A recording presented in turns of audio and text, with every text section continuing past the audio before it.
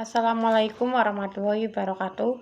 Perkenalkan, nama saya Rizka Amelia dengan NIM 103240884. Di sini itu saya akan membahas tentang UAS harmonisasi sains dan agama. Nah, di sini itu saya mengambil judul dari kursus filosofis tentang konsep dan juga dimensi harmonisasi sains dan agama. Nah, agama dan sains itu sangat penting untuk struktur dan kehidupan manusia. Menurut fitrah alami manusia, agama suci, berakhlak, kebenaran, dan kasih sayang adalah pedoman dan petunjuk yang diberikan oleh agama kepada mereka yang menganutnya. Agama telah menjadi bagian yang tidak boleh diabaikan. Bahkan jika tidak ada perdebatan antara keduanya, ada beberapa pendapat yang mengatakan bahwa sains dan agama saling melengkapi satu sama yang lain.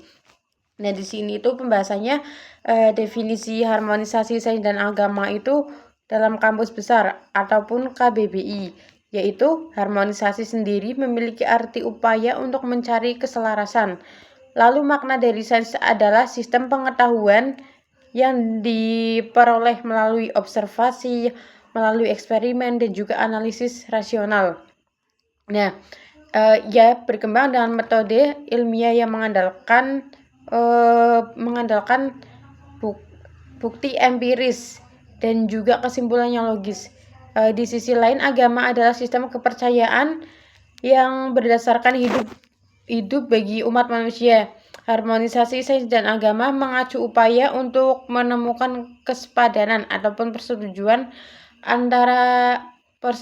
antara pemahaman ilmiah dan juga menjadi satu entitas yang homogen tetapi lebih kepada pengertian bahwa ilmu, pengetahuan, dan agama dapat saling melengkapi, terus juga berkolaborasi dengan cara yang konstruktif dan memberikan dukungan satu sama lain dalam menginterpretasikan kenyataan hidup dan alam semesta.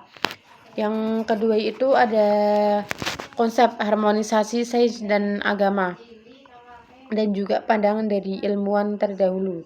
Kalimat harmonisasi sains dan agama memiliki dua kata utama yang menjadi pokok pembahasan, yakni sains dan agama. Keduanya itu memiliki arti yang sama luasnya, sehingga pembahasannya itu tidaklah sesingkat itu. Harmonisasi sains dan agama itu merujuk pada upaya untuk menemukan keharmonisan antara ilmiah dan juga ajaran agama. Nah, pembahasan ini itu melibatkan pemahaman bahwa kedua halnya itu berbeda dalam metodologi itu dan tujuannya itu, namun dapat selaras, dapat juga memberi makna. Nah, dalam makna ini itu dalam memahami sebuah realitas dalam sejarah peradaban Islam, banyak cendekiawan yang melihat terpisahkan. Nah, salah satu ilmuwan yang kerap menggunakan ide ini adalah Guiderdomi. Nah, seorang ilmuwan ini yaitu bukan seorang ilmuwan saja, tetapi juga seorang teolog Muslim yang berpendapat bahwa bisa berjalan beriringan untuk mengungkapkan kebenaran yang mendalam. Yang kedua itu ada Alan G. Barbour, seorang fisikawan sekaligus teolog yang diakui karena pemikirannya tentang hubungan antara sains dan juga agama, menjelaskan bagaimana alam semesta berevolusi melalui mekanisme fisik seperti ledakan besar dan perkembangan kosmos.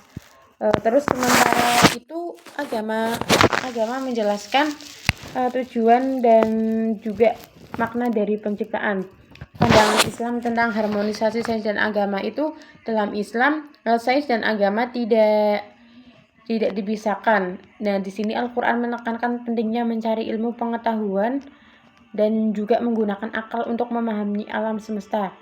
Banyak ilmuwan besar dalam sejarah Islam itu seperti Ibnu Sina dan Al-Khawarizmi yang menunjukkan bahwa sains dan agama dapat berjalan bersama.